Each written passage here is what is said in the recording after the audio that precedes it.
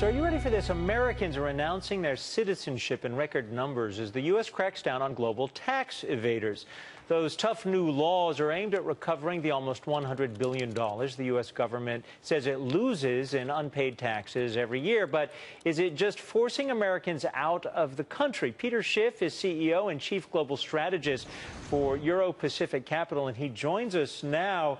Which is it? I mean, it seems like this might not be the best thing for the government to be doing, or is it?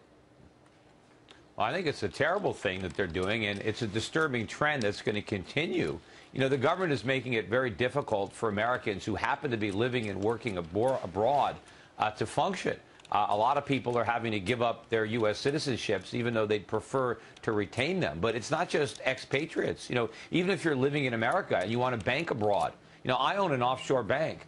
I won't accept American customers at my bank because I don't want to be subjected to the enormous expense that I would incur if I tried to accommodate U.S. customers.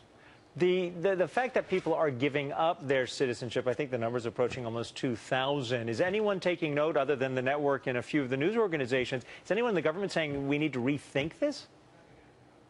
Well, I doubt it. I mean, I think the government is deliberately trying to prevent Americans from leaving the country. I think they're going to make it much more difficult in the future than it is today, both to get out of the country or to get your money out of the country. You know, there's a form that you have to fill out in order to renounce your citizenship.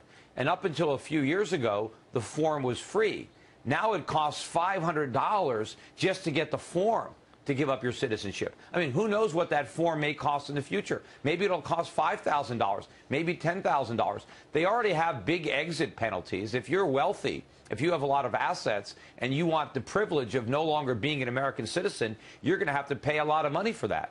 But it really tells you something that now an American citizenship, instead of, you know, a badge of honor, is like an albatross around your neck, and people are willing to pay huge sums of money not to have to be an American citizen. That is a very troubling development. You know, when countries are trying to build a wall to keep their people in, there's reasons for that. And instead of examining why people want to escape and changing those policies, they're just trying to prevent people from leaving. The profile of the average person who has renounced their citizenship in this predicament, what do they look like? I mean, are they like you and me, or are they are they like you? Are they extremely wealthy, or are they more like me, more middle class, by New York standards, but middle class?